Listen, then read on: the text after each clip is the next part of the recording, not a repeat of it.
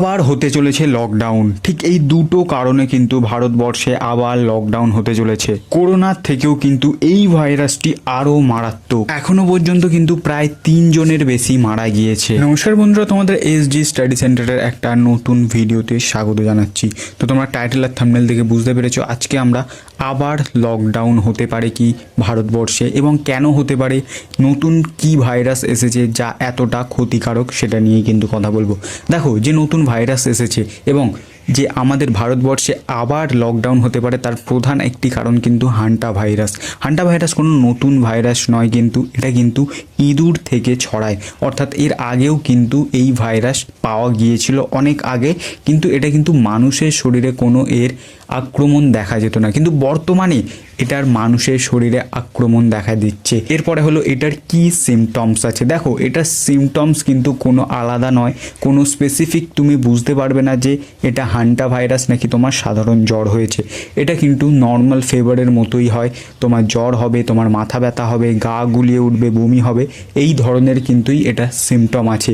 অর্থাৎ এখানে তোমরা যদি না পরীক্ষা করো তাহলে কিন্তু এটার যে সিমটম সেটা তোমরা বুঝতে পারবে না, বা এটা তোমার হান্টা ভাইরাস হয়েছে নাকি এটা তোমরা বুঝতে পারবে না। কেন এই ভাইরাসটি এত মারাত্মক? আমরা কোভিডের সময় দেখেছিলাম যে যদি 100 জন এর আক্রান্ত হচ্ছে তাহলে 4 থেকে 8 জন মারা যাচ্ছে খুব বেশি হলে, কিন্তু এখানে কিন্তু এর মর্টালিটি রেটটা কিন্তু 40%। তার মানে বুঝতে পারছো যে এখানে কি হারে মানুষ মারা যেতে পারে এবং কি হারে এই ভাইরাসটা ছড়িয়ে যেতে পারে। কিন্তু এখনও কি এই ভাইরাসটা পৃথিবীতে ছড়িয়েছে? দেখো বন্ধুরা, এখানে কিন্তু একটি জাহাজ ছিল, যেই জাহাজে কিন্তু প্রায় 3 জন ভারতীয়র মধ্যে কিন্তু এই সংক্রমণ দেখা গিয়েছে, এবং প্রায় সেখানে কিন্তু 8 থেকে 10 জনের মধ্যে কিন্তু এই সংক্রমণ দেখা গিয়েছে, এবং যার মধ্যে থেকে কিন্তু প্রায় 3 জন মারা গিয়েছে, এবং তাদের কিন্তু টোটালি কোয়ারেন্টাইন করা হয়েছে। অর্থাৎ গবেষকরা, হু এবং আমাদের যে ভারতের স্বাস্থ্য মন্ত্রক আছে তারাও কিন্তু বলছে এটা কিন্তু খুব বেশি পরিমাণে মানুষের সংস্পর্শে আসলে অন্য মানুষ যাদের এই ভাইরাসটি হয়নি সেটা কিন্তু খুব ভালো পরিমাণে ছড়িয়ে যায়। তবে হ্যাঁ, বর্তমান কিন্তু এখনও সেইভাবে কোনো সংক্রমণ ছড়ায়নি।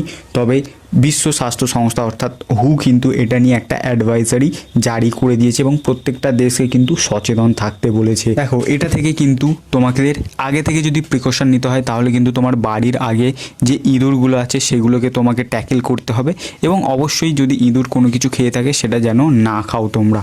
দেখো, তারপরে কিন্তু যে দ্বিতীয় কারণ, যেটার কারণে কিন্তু ভারতবর্ষে আবার লকডাউন হতে পারে, সেটার মেন কারণ হলো এই যে পেট্রোল ডিজেলের শর্টেজ বা গ্যাসের রান্নার যে শর্টেজ। তোমাদের মনে হতে পারে এখনও কিন্তু যে প্রধানমন্ত্রী বলেছেন যে 30 থেকে 60 দিন পর্যন্ত কিন্তু পেট্রোল এবং গ্যাস যেটা মজুদ আছে, কিন্তু এটা কিন্তু অলরেডি একটা সতর্কবার্তা দিয়ে দিয়েছে।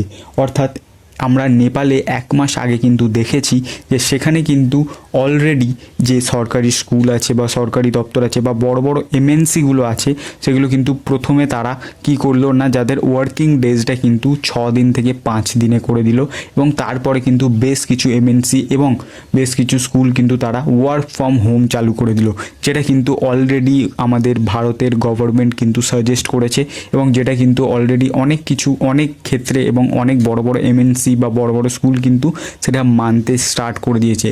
এবার কিন্তু আমাদেরও এটা মানতে হবে। অর্থাৎ এখানে অপচয় করলে হবে না, যেটুকু প্রয়োজন সেটুকু করো এবং চেষ্টা করো যাতে না ওয়েস্ট হয় বা বেশি খরচ না হয়ে যায়।